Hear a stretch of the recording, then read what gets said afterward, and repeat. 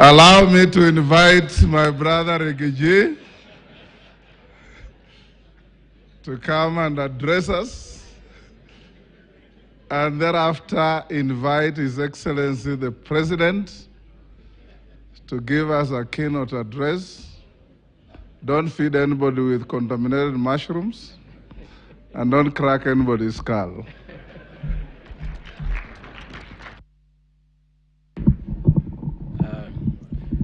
Your Excellency, the President of the Republic of Kenya, Dr. William Ruto, Your Excellency, the First Lady, Mama Richu Ruto, our keynote speaker, Lord Hastings, members of Parliament, the speakers of the National Assembly, good morning. God is good. Another time. Nisalimiani kwa Bwana Yesu asifiwe. Your Excellency, we want to request the Speaker of the National Assembly, very respectively, not to incite our women who have insurances to get funny ideas. Because I don't know how appropriate that speech was all about. Luckily for me, mine is a pastor. I don't think she can be incited. Your Excellency, we are happy to be here. And for those probably who doubt my faith, because I don't have a baptism name, I was actually baptized. My name's Geoffrey.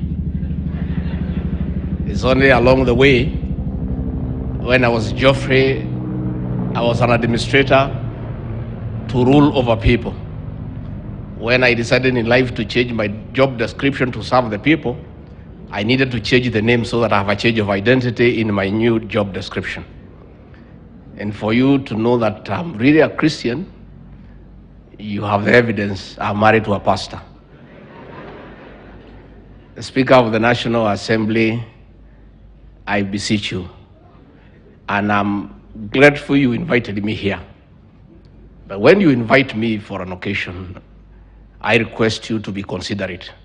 Upunguze kizungu kidogo, ndio niweze kuelewa ile ambayo unasema. Your Excellency, the theme of reconciling with God and men could not be more appropriate for our country. I want to give a testimony that the President, and ascending to the high office, has led this country in forgiveness and reconciliation. Most of us who work around him had great difficulties with that approach. But along the way, he has persuaded us, and we are now aligned that reconciliation is the way to go for the betterment of this country. The President has exercised magnanimity in victory against the expectations of many people who witnessed the persecution that he was subjected to, the harassment, the intimidation, had expected him to go hammer and tongs for his tormentors and persecutors. He shocked all of us when he insisted that he is a Christian, and the Bible has taught him that forgiveness is a calling from God, and he decided to lead this country by giving leadership in forgiveness and matters of reconciliation. His first appointment on being sworn in as president, he shocked all of us. His first appointment was to a man who had made it difficult for him to rise to the presidency. But he was forgiving, he was magnanimous, and that was it.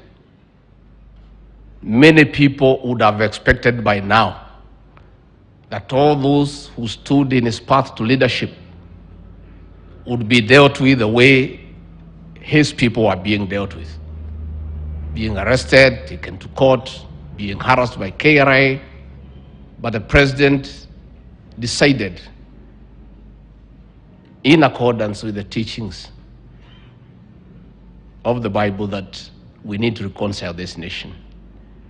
And that is why we have a peaceful country.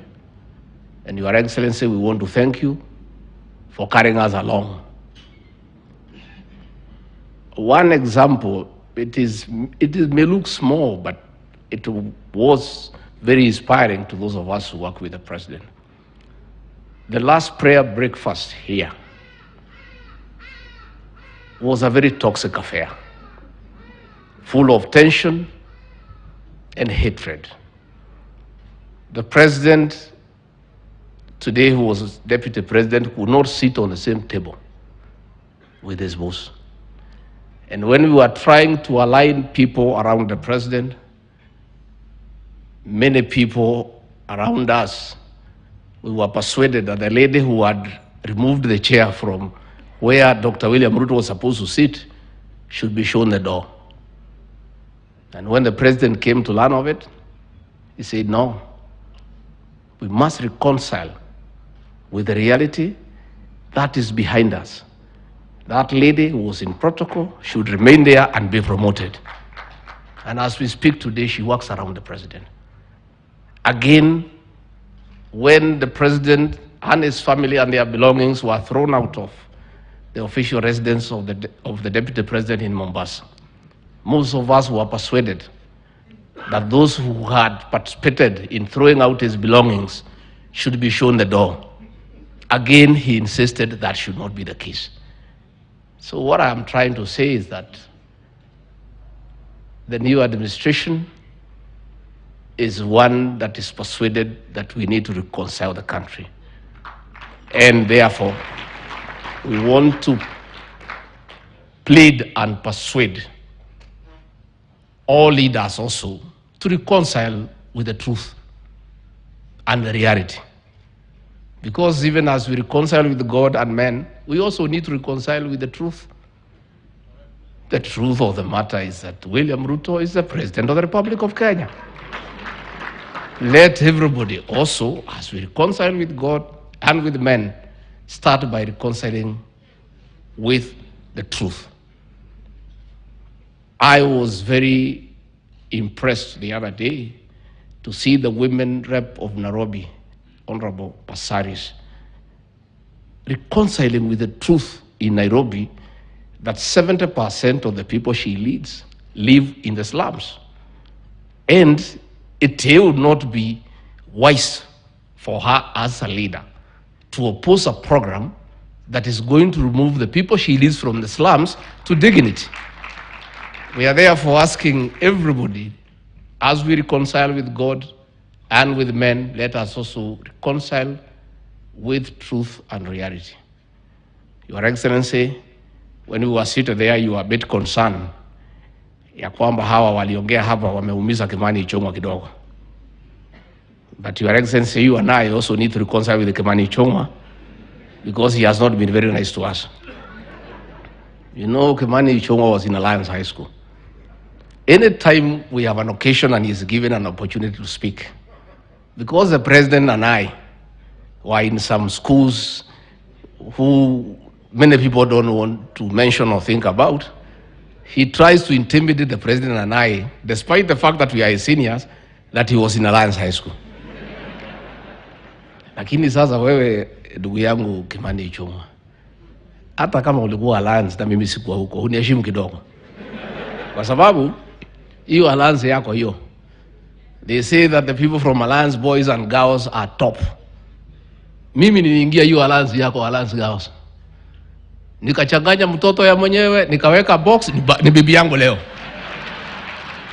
So between me and these guys who went to Alliance, who is more superior?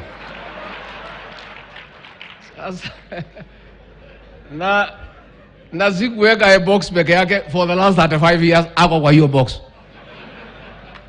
Finally, Your Excellency, before I call you, I want to commend the choir, ile ya Osoro. So Osoro na hiyo timu yako, tukimaliza munione nyuma ya hema. But not the bigger team, that one hiyo bado. Hiyo iko chini kidogo. So Osoro, I'll talk to Pastor Docas. We consider whether during our wedding anniversary you can come and perform. Lakini mjumbe wetu moja hapo alikuwa anaitwa Kagushia, ameniangusha. alikuwa hana uniform. Mimi najua uchaguzi ilikuwa ngumu, lakini hujaishiwa hiyo kiasi. So wewe unione mwisho wa mwezi nikupange uniform so that you don't embarrass the people of Nyeri. So Your Excellency, we are happy today. It's a happy moment for the country with the era of reconciliation and forgiveness that you have led us as our leader. And all of us are persuaded and we want to move into that direction. I therefore request everyone to be upstanding as you help me to usher in the President of the Republic of Kenya, Dr. William Samoei Ruto. Your Excellency.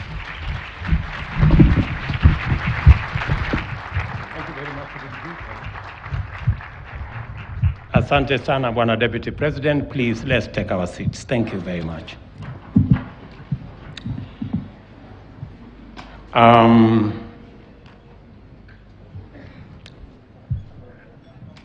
All my good friends and leaders from Kenya, our brother, Lord Hastings, and fellow Kenyans, good morning. Hamjambo. Let me first take this opportunity to thank God for giving us this opportunity today and to congratulate Parliament, all our members of Parliament, for putting this prayer breakfast